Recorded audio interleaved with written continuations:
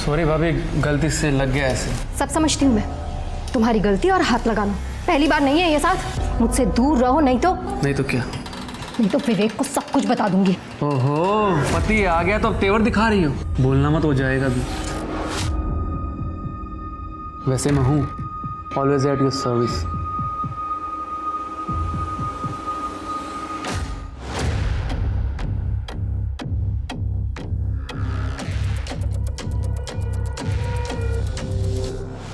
इन सब ने मुझे धोखा दिया है, मेरे अपनों ने मुझे धोखा दिया है। और जब अपने ही धोखा देते हैं तो बस एक ही रास्ता बच जाता है, सबको खत्म करने का। और मैं वही करूंगा, इन सबको खत्म कर दूंगा।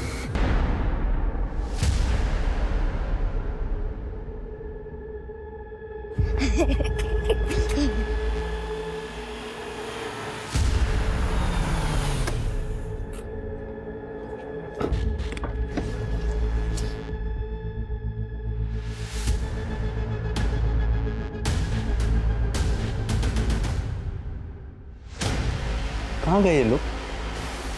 आज तो संडे है, स्कूल भी नहीं होगा।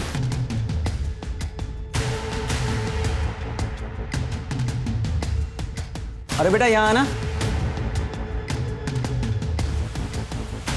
जिया और रोहन कहाँ हैं? अरे अंकल, वो तो यहाँ नहीं है और वो काफी दिनों से खेलने नहीं आए।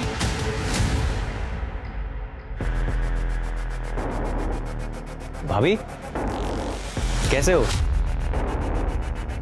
अरे विवेक, तुम तो अगले महीने आने वाले थे ना?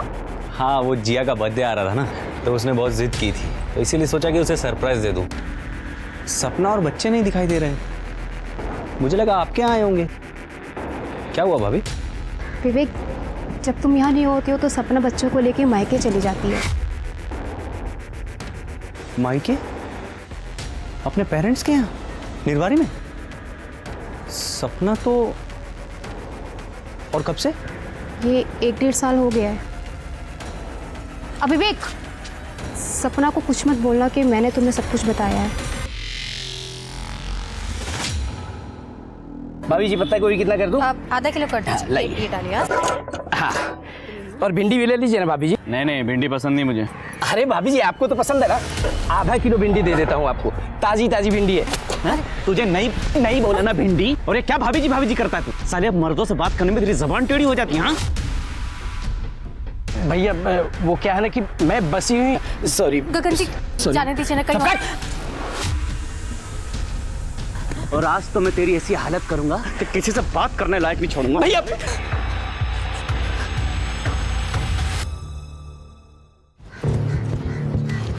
पापा, ये पापा आ गए, पापा आ गए, पापा आ गए। कैसे हुआ? अच्छे हैं। पापा, आप कब आए? अभी आया बेटा। अरे बेटा, तुम अंदर आओ ना, तुम तो अगले महीने आने वाले। माँ, जीजा जी आप आइए ना। नहीं, हम निकलते हैं। सपना कहाँ है? वो दीदी तो गई है बाहर, सामान लाने गई है।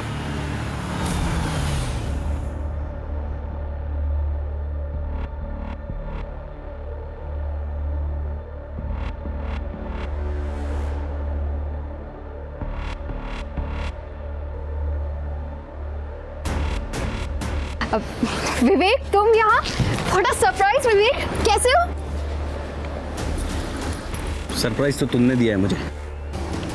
इतनी तैयार होकर कहाँ गई थी? किसके साथ घूम रही थी? कौन था वो? वो तो यही हमारे नेबर हैं, अभी शिफ्ट हुए हैं। पापा के लिए दवाई लेने गई थी तो वो मिल गए रास्ते में और लिफ्ट दे दी। दवा लेने? इतने तैयार होकर? दवा कहाँ है? कहाँ है दवा? वो थी नहीं, आउट ऑफ स्टॉक थी। अभी थोड़ी देर में फिर से जाना है लेने, ऑर्डर दे दिया है। तैयार? अरे ये तो निर्मल, तुम्हें बताना चाहिए था ना विवेक को कि हम तुम्हें प्रमोशन मिला और लंच पर गए थे।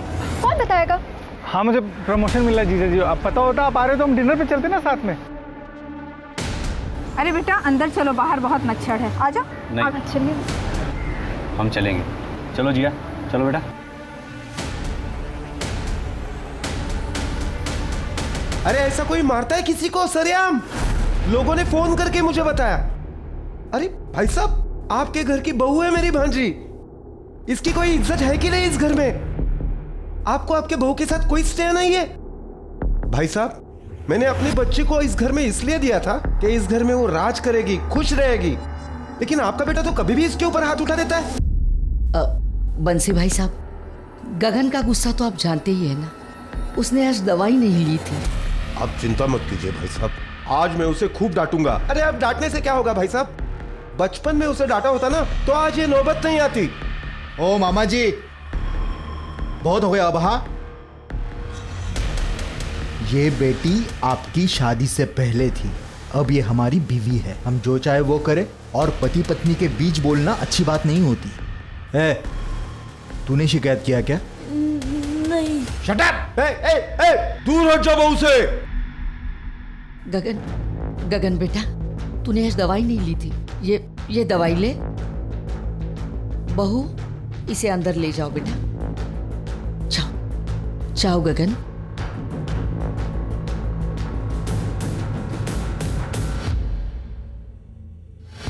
बंसी भाई साहब, उसकी दवा चालू है, इसलिए उसे गुस्सा ज्यादा आता है। अरे गुस्सा आता है तो अपने ऊपर हाथ उठाए ना, मेरी भांजी को क्यों मारता है? और ऐसा करके वो अच्छा नहीं कर रहा है भाई साहब। मामा जी, मामा जी आप घर चली जाइए। मेरी यही किस्मत है, पैदा होते ही माँ बाप को खा गई और आज तक आपका घर नहीं बस पाया। मैं ही मनहूस हूँ। मामा जी ये बहुत अच्छे इंसान है, बस इन्हें कभी कभी गुस्सा आ जाता है। आप मेरी चिंता मत करना मामा जी। कैसे चिंता नहीं करूं बेटा, एक तो हम गरीब हैं और गरीबी सबसे बड़ी मनहूसियत है, ऊपर से तुझे पति राक्षस मिला है। ख्याल रखना मामा जी।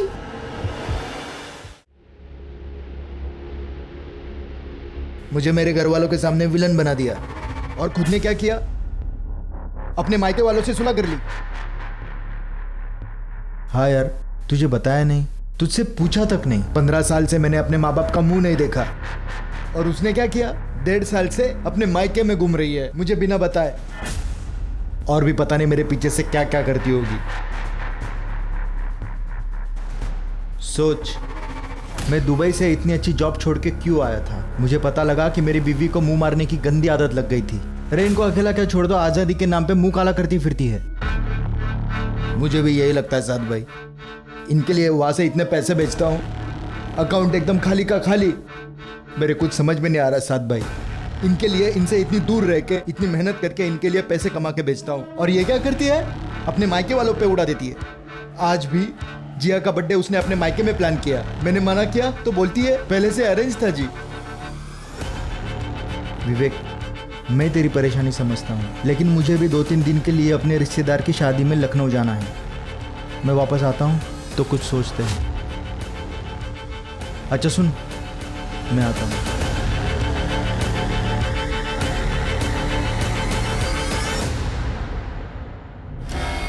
सॉरी भाभी, गलती से लग गया ऐसे। सब समझती हूँ मैं, तुम्हारी गलती और हाथ लगाना पहली बार नहीं है ये साथ। मुझसे दूर रहो, नहीं तो क्या? नहीं तो विवेक को सब कुछ बता दूंगी। ओहो, पति आ गया तो अब तेवर दिखा रही हो। बोलना मत, हो जाएगा भी। वैसे मैं हूँ always at your service.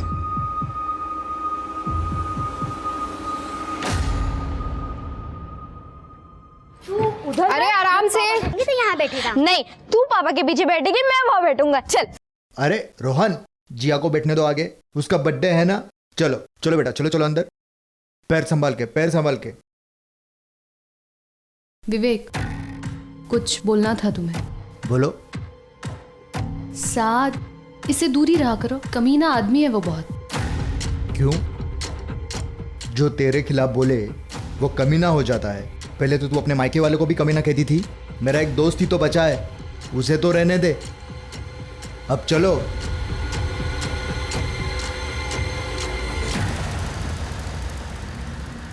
Happy birthday to you, happy birthday to you.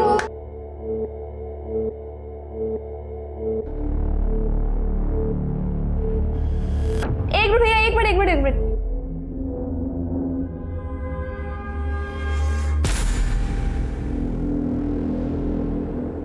तो आप क्या करने वाले हो? Party time, music music, dance, मस्ती एंड कोल्ड ड्रिंक्स? सपना, मैं आता हूँ।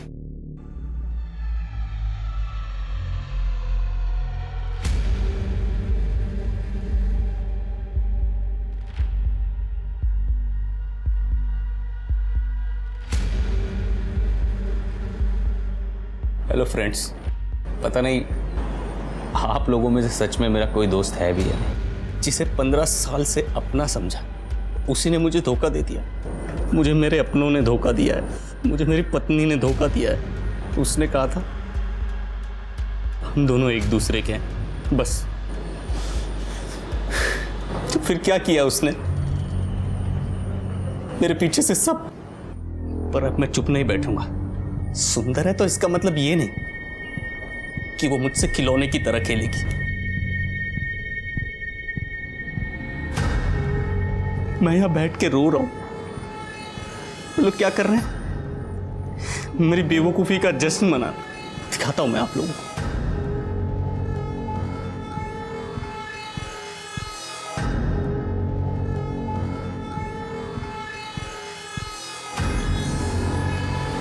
अब बस एक ही रास्ता,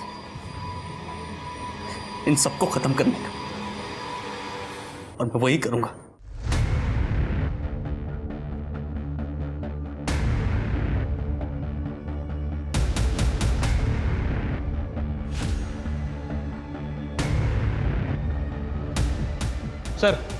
सर एक वीडियो वायरल हुआ है अपने ही मोहल्ले का, ये देखिए।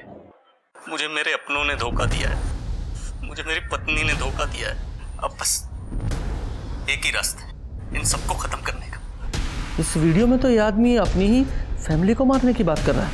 शर्मा, जल्दी से जल्दी इसका एड्रेस पता करो, या एक काम करो, ब्रॉडबैंड वालों को फ़ोन करो, उनसे इसकी लोकेशन निकलवाओ। सर रात हो गई है, ब्रॉडबैंड ऑफिस तो बंद है। हालांकि मैंने अर्जेंट रिक्वेस्ट डाल दी है और बीट चौकी को भी इन्फॉर्म कर दिया है कि जहाँ ये बंदा दिखे इसे पकड़ लें। लेकिन सर मुझे नहीं लगता कि सुबह से पहले कुछ हो पाएगा। कहीं ये रात में ही कुछ कांड ना कर दे। अरे पापा आ गए। बस एक लास्ट वीडियो बना दे। ओके।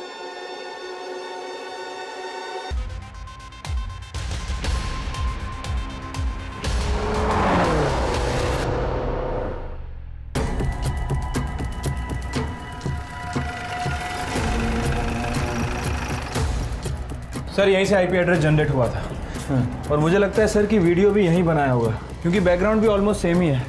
सर जीवन साहू के नाम रजिस्टर्ड है। उस पर तो ताला लगा है, ताला तोड़ो।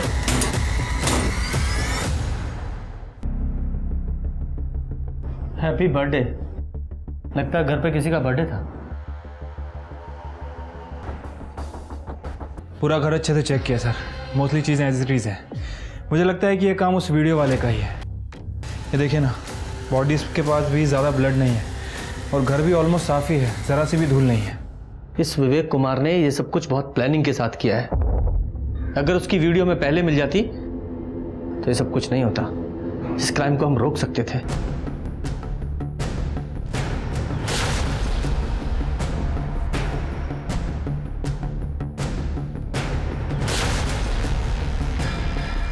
ये लो, इसे एविडेंस में डालो।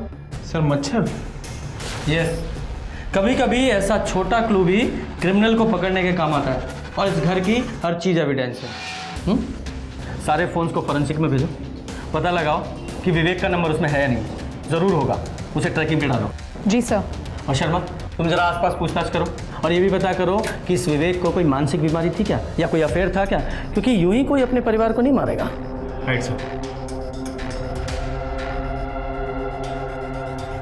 सर, विवेक और सपना तो मेरठ में रहते हैं। ये सपना की माँ का घर है। ये विवेक का ससुराल है? जी सर। इन लोगों की फैमिली में और भी कोई मेंबर है? गीता और जीवन का एक बेटा भी है, निर्मल, और वो गाजियाबाद में रहता है। गाजियाबाद?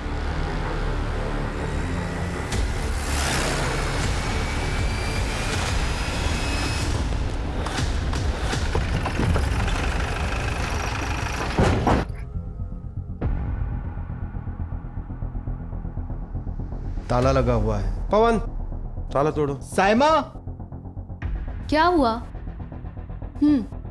पुलिस आई है। क्या हुआ? विवेक, भाभी, बच्चे सब ठीक है ना? आप लोग कौन है? सर, साहद कुरैशी। ये मेरी बेगम साइमा कुरैशी, सर विवेक का दोस्त हूँ। दोस्त क्या सर, फैमिली ही समझ लीजिए। तो आप लोगों को तो पता होगा कि विवेक कहाँ है।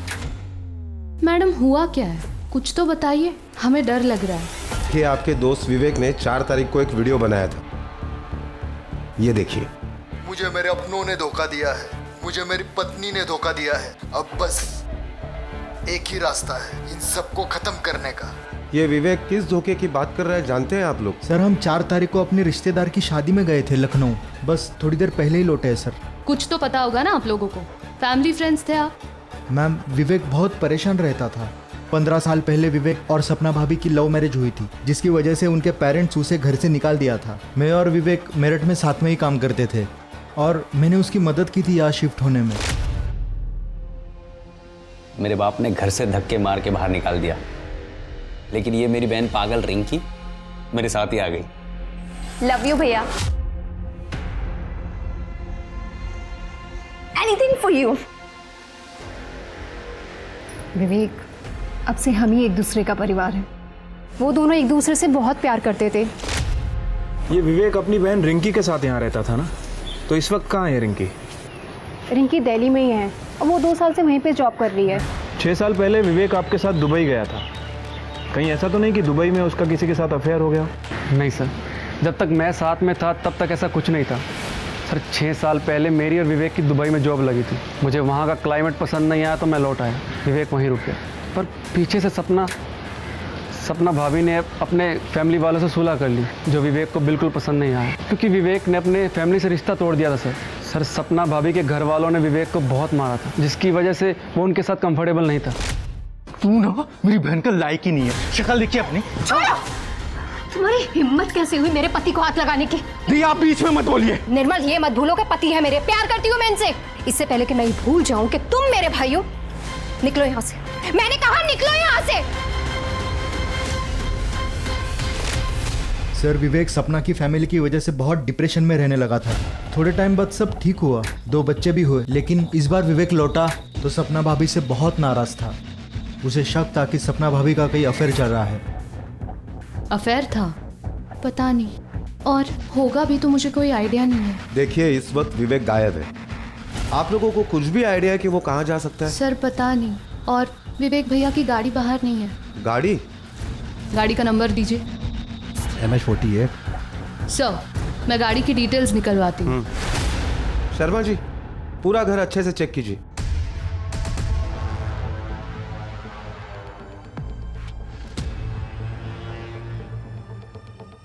सर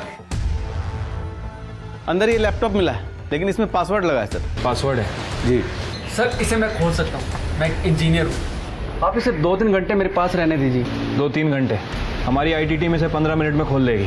एविडेंस ऐसे ही नहीं दे सकते किसी को। चलो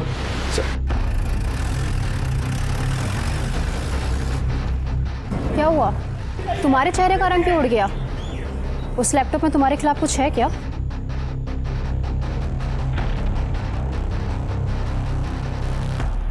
अरे कोई चाय पिलाओ।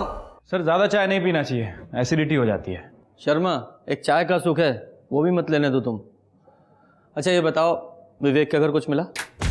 सर वो विवेक के घर उसका लैपटॉप मिला है, हमारी IT टीम उसे चेक कर रही है, हो सकता है शायद उसमें कुछ मिल जाए। तो ये विवेक इस बात से नाराज था कि उसकी पत्नी ने अपने मायके वालों से सुलह कर लिया। राइट सर, और इसी वजह से विवेक सपना पर शक भी करने लगा था। सर मैंने विवेक का फ़ोन और गाड़ी की लोकेशन ट्रैक की है।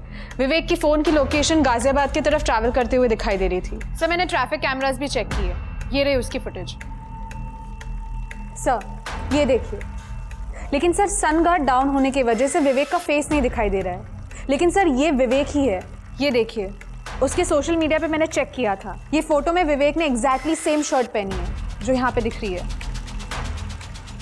सर विवेक की गाड़ी गाजियाबाद की तरफ जा रही है, और गाजियाबाद में सपना का भाई निर्मल भी रहता है, और ये निर्मल ने विवेक के ऊपर हमला किया था। कहीं ऐसा तो नहीं कि ये विवेक निर्मल को मारने के लिए गाजियाबाद जा रहा हो? शर्मा, ये गाजियाबाद पुलिस को इन्फॉर्म करो, और ये पर्सनली निर्मल को भी इन्फॉर्म करो। Right sir. और पूजा, तुम ट्रैफिक पुलिस से कोऑर्डिनेट करके ये विवेक की गाड़ी को ट्रैप कराओ। जी सर।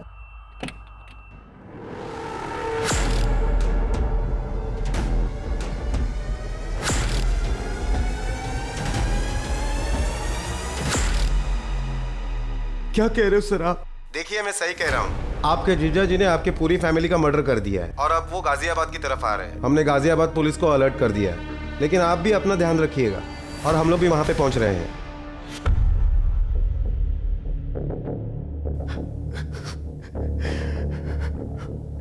क्या हुआ? क्या हुआ, कुछ बताओगे? तुम्हारे बाप ने सबको मार दिया है यार, सबको, दीदी को, जिया को, रौनक को, बच्चों तक को मार दिया है उसने।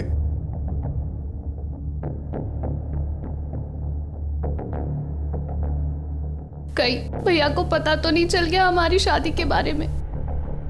कहीं भाभी ने उन्हें सच तो नहीं बता दिया? अरे सच बता भी दिया होता तो कोई कैसे मारता है अपने परिवार को? पुलिस वाले बोल रहे हैं कि हमारी जान को खतरा है, वो कभी भी आ सकते हैं यहाँ पे। तुम एक काम,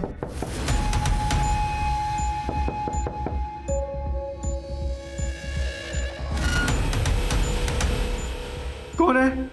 जी मैं कांस्टेबल बाबा यादव। जी हमें आपकी सुरक्षा के लिए भेजा है पुलिस चौकी से, बस यही इन्फॉर्म करना था। Thank you sir.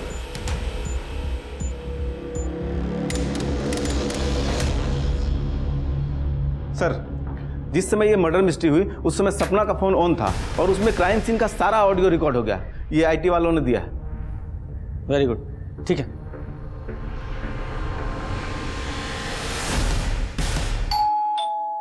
अरे पापा आ गए। बस एक लास्ट वीडियो बना दे। मम्मा यानी कि सपना, सबसे पहले उसे मारा, ये बच्चे को मारा। नानी उठो, जल्दी दरवाजा खोलो नानी। मतलब 11 बजे के आसपास की बात होगी तो दोनों बूढ़े नाना नानी सो गए होंगे। ये बच्ची ने स्ट्रगल किया था।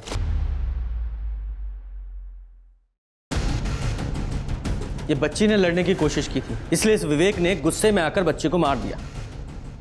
लेकिन ये बात मुझे बिल्कुल भी समझ में नहीं आ रही है कि एक बाप अपनी बेटी को कैसे ऐसे मार सकता है, इतनी बेरहमी से। शर्मा एक काम करो, इस विवेक के सारे फोटोग्राफ्स पूरी मीडिया में और सारे पुलिस स्टेशन में सर्कुलेट करो। ये बचना नहीं चाहिए। और तुम दोनों गाजियाबाद के लिए निकलो। Right sir. एक बार ये विवेक हाथ लग जाए, छोड़ूंगा नहीं इसे। मुझे अभी भी एक बात समझ नहीं आ रही है कि आखिर आप लोगों ने अपनी शादी की बात छुपाई क्यों? भैया निर्मल और उसकी फैमिली से नफरत करते थे, पर हमारा जॉब एक ही ऑफिस में लग गया था। वी फेल इन लव, हमने शादी की। पर सपना भाभी के अलावा ये सच किसी को नहीं पता था। लेकिन विवेक को ये बात पता चल गई। भैया को शक हो गया था कि भाभी ने सारे पैसे कहीं उड़ा दिए और उनका किसी के साथ अफेयर है। दीदी के मुंह से निकल गया था एक्चुअली। मायके वाला पड़ोसी यहां तक आ गया? कौन था वो? क्या दे रही थी तुम उसको? वो विवेक, मैंने उससे कुछ पैसे उधार लिए थे, बस वही वापस। तुम, मैं सुंदर नहीं, इसीलिए तुम उस हैंडसम लड़के के साथ चक्कर चला रही हो ना? अफेयर चल रहा है ना तुम्हारा? तुम छोड़ने वाली हो ना मुझे? नहीं विवेक, ऐसी कोई भी बात नहीं है। मैंने बस उससे पैसे उधार लिए और कुछ भी नहीं। बकवास। मैं तुम्हें अच्छे पैसे भेजता हूँ, फिर तुमको उधार लेने की क्या जरूरत पड़ी? हैं? कैसे भरोसा करूं मैं तुम पे? वो मुझे निर्मल की शादी के लिए पैसे उधार लेने पड़े। निर्मल ने शादी कर ली? हाँ, वो भी घर वालों से छुप कर। लड़की दूसरी कास्ट की है, हमारी तरह बिल्कुल सेम। उसने मुझसे हेल्प मांगी और बस मैंने उसकी हेल्प कर दी और कुछ भी नहीं। जिस लड़के ने मुझे मारा तुमने उसकी हेल्प की?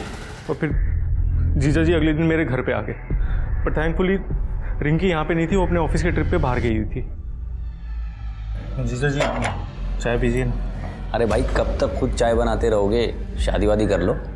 बस थोड़ा सेटल हो जाऊं तो फिर शादी करूंगा। सेटल नहीं हुए अभी तक? तेरी बहन तो बोल रही थी कि उसने शादी के लिए पैसे दिए तुझे, तूने शादी कर ली। क्या?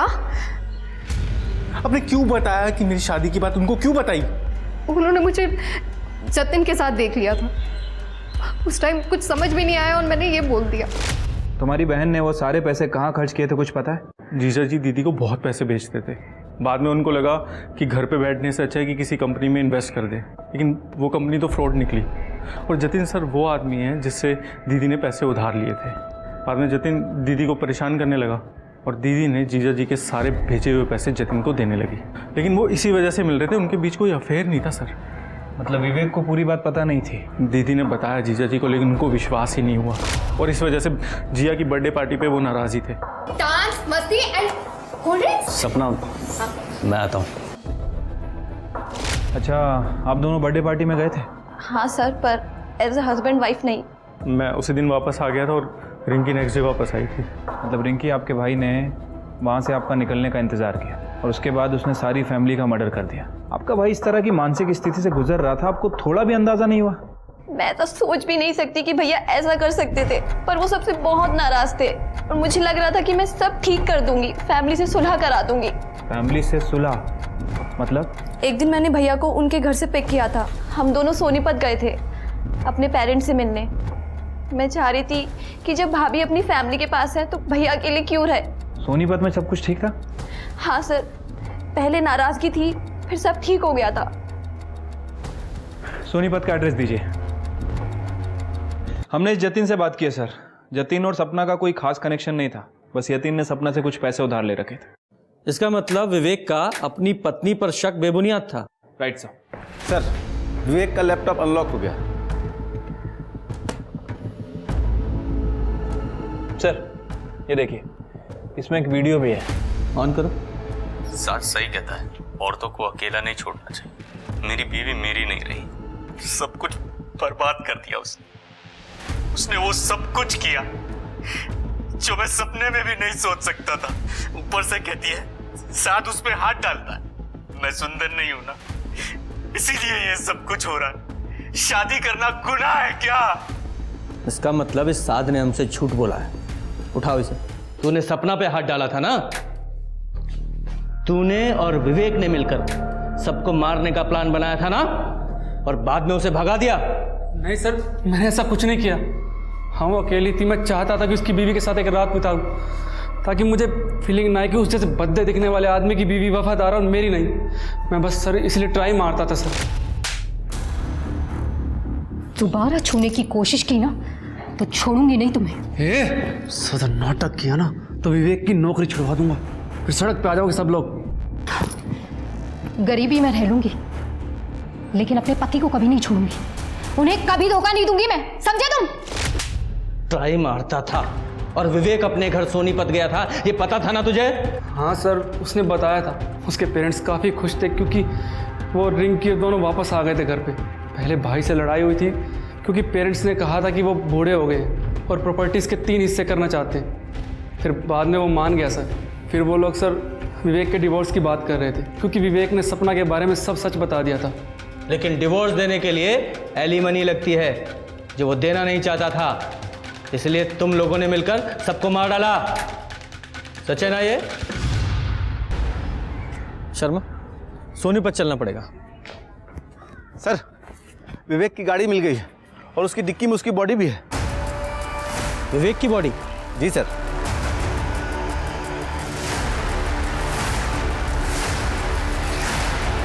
मुझे लगता है कि कोई इसका हमशक्ल है जिसने इसकी पूरी फैमिली का मर्डर किया और उसके बाद मौका पाते ही विवेक का मर्डर कर दिया।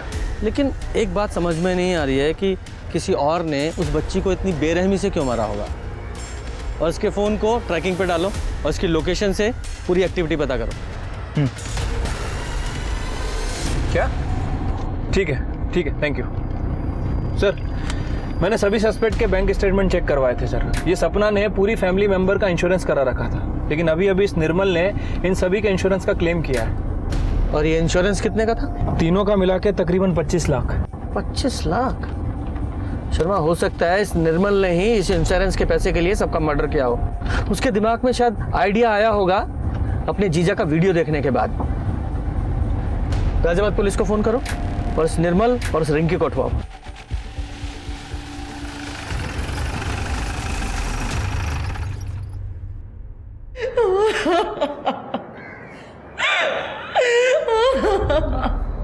हाँ सर, विवेक यहाँ आया था और रिंकी भी। तुम दोनों भाइयों की लड़ाई हुई थी? हाँ हुई थी सर। जब विवेक ने मुझे बताया कि उसकी पत्नी उसे छोड़कर चली गई और बाहर कहीं मुंह मारती है, तो मैंने उसे माफ़ कर दिया। ये दोनों 15 साल पहले आपको छोड़कर चले गए थे। मैंने आप दोनों का ध्यान रखा है, भूलिएगा मत। और प्रॉपर्टी के 2 हिस्से होंगे। वाह, मैं नहीं होने दूंगा। भैया लोगों को हिस्सा मिल रहा है तो मुझे भी हिस्सा मिलना चाहिए। एक और हिस्सेदार आ गई। अब खैरात बटाई ना यहाँ पर। और फिर विवेक मेरे पास आया। अरे चला जाए यहाँ से, दिमाग खराब है मेरा। मुझे पैसा नहीं चाहिए भैया, आप मेरा हिस्सा रिंकी को दे दो। मुझे तो बस मेरा परिवार वापस चाहिए, जो मैंने अपनी पत्नी की वजह से खो दिया था। सुंदर नहीं हूं ना मैं, इसीलिए मुझे लगता है कि मेरी बीवी मुझे धोखा दे। मुझे तो यहाँ तक लगता है कि जिया मेरी बेटी नहीं है भैया। क्या क्या बकवास कर रहा है तू? ये देखो भैया, जिया का रंग कितना गोरा है। ना सपना की फैमिली में और ना हमारी फैमिली में कोई इतना। मेरे साथ धोखा हुआ है भैया, मेरे साथ धोखा हुआ है भैया। मतलब विवेक को लगता था कि जिया उसकी बेटी नहीं है? जी शर्मा, ये विवेक और जिया का डीएनए आपस में मैच करा के देखो। ठीक है सर, लेकिन सर सवाल अभी भी वही है, आखिर विवेक को किसने मारा? शर्मा, इस गगन पर नज़र रखवाओ, इसकी कॉल डिटेल्स भी निकालो। हो सकता है इमोशन में आकर इस गगन ने प्रॉपर्टी शेयर करने के लिए हाँ कर दिया हो, लेकिन असल में प्रॉपर्टी शेयर करना इतना आसान नहीं है। Right sir.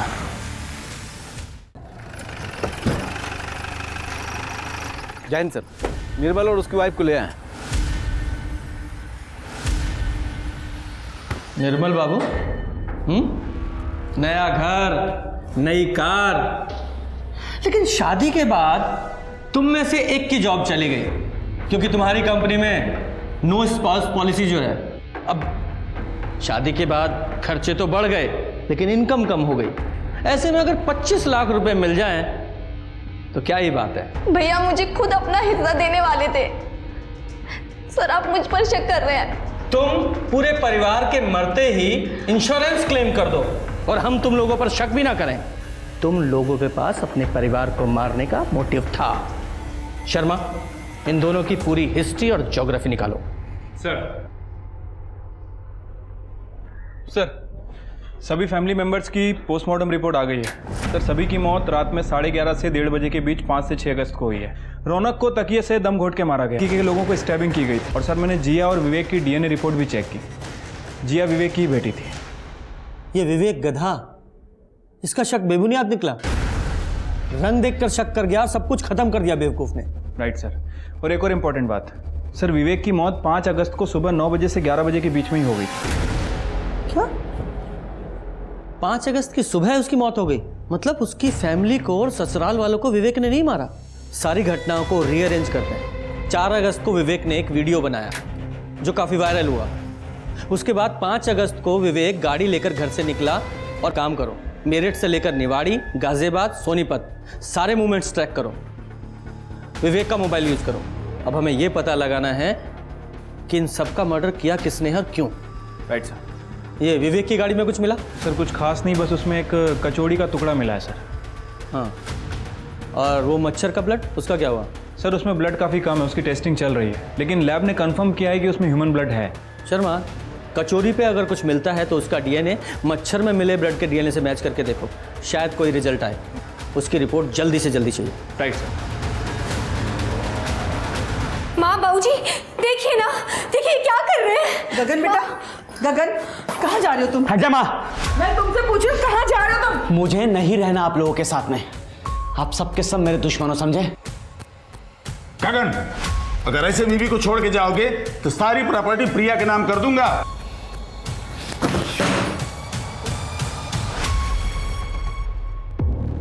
सर ये विवेक 5 तारीख की सुबह अपनी कार से निवाड़ी से मेरठ की तरफ निकलता है और उसके बाद इसकी कार उसी रात को निवाड़ी में नजर आती है।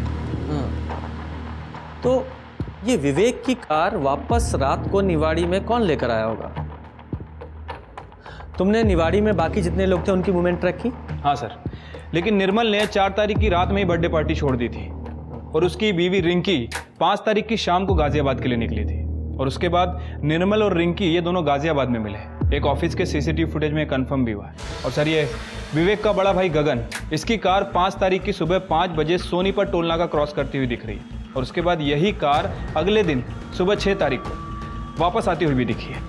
मुझे लगता है कि गगन और विवेक दोनों ने मिलकर सबको मारने का प्लान किया होगा। फिर ये दोनों भाई निकले और गगन के मन में लालच आ गया तो उसने पहले विवेक को मारा और बाकी से परिवार को भी मार दिया। गगन, हमने तेरे CDR चेक किए हैं और 24 घंटे में पूरे 40 कॉल्स हुए हैं, वो भी सिर्फ 10-10 सेकंड के। शर्मा जरा बताओ 10 सेकंड्स में आदमी क्या क्या बातें कर सकता है? वो घर पे नहीं है, तुम बाद में कॉल करना। अब सवाल ये है कि वो कॉल किसने रिसीव किए, आपने या फिर आप दोनों में से किसी ने? हाँ, मैंने अटेंड किए थे। उस दिन सारे कॉल्स का जवाब भी मैंने ही दिया था। हाँ सर, ये बिल्कुल सच कह रहे हैं। उस दिन 5 तारीख को पूरा दिन ये घर पर ही थे। थक गई हूँ तुमसे मार खाते खाते। गरीब थी इसलिए मेरे मामा जी ने मेरी शादी तुम जैसे राक्षस से करवा दी, ये सोच कि कम से कम पैसे तो हैं। लेकिन अब इस घर के और दुकान के 3 हिस्से होंगे। क्या आएगा हमारे हिस्से में, बोलो? हाँ, मैसेज कर दे। उस दिन मुझे बहुत माइग्रेन था, मैंने दवाई खाई और सो गई। उसके बाद क्या हुआ मुझे कुछ पता नहीं। साजी मुझे फंसाने की कोशिश कर रही है। तेवर नीचे रख। वो नहीं फंसा रही है, तेरी गाड़ी ने तुझे फंसाया है। वो तेरी गाड़ी ट्रैफिक के कैमरा में रजिस्टर हुई है, समझा?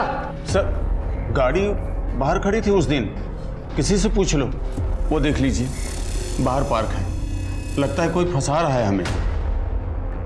गाड़ी का कवर निकालो।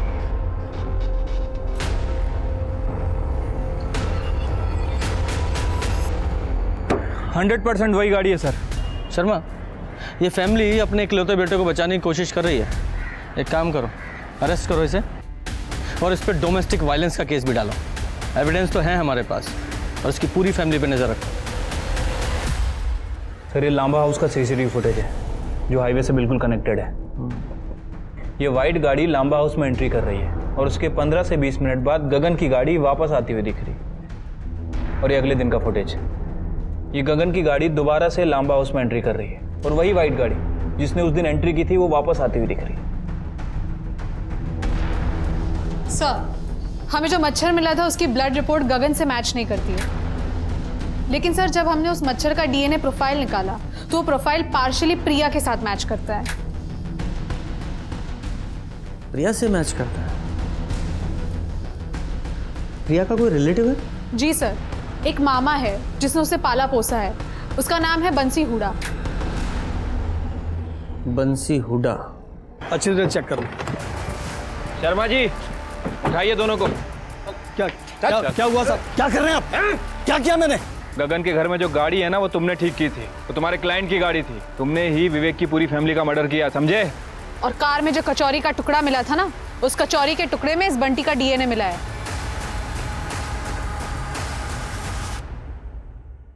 बहुत शातिर प्लान बनाया था ना तूने।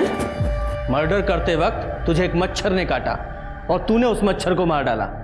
वो मच्छर हमें मिला और उसमें तेरा ब्लड। अब बोल। बेटा प्रिया, कल के दिन गगन घर से बाहर ना निकले, खासकर गाड़ी ड्राइव ना करे। ठीक है मामा जी।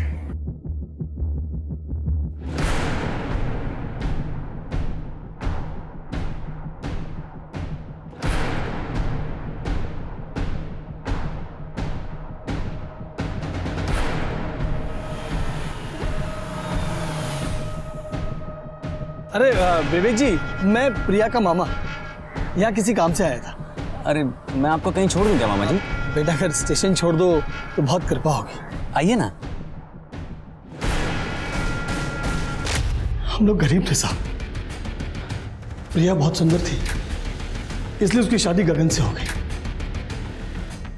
लेकिन गगन सुंदर नहीं था इसलिए उसको ऐसा लगता था कि कहीं प्रिया उसको छोड़ के न चली जाए, इसलिए उसको बहुत तकलीफ देता था साहब। लेकिन ये लोग पैसे वाले थे, प्रॉपर्टी थी, इसलिए मैंने सोचा कि जाने दो।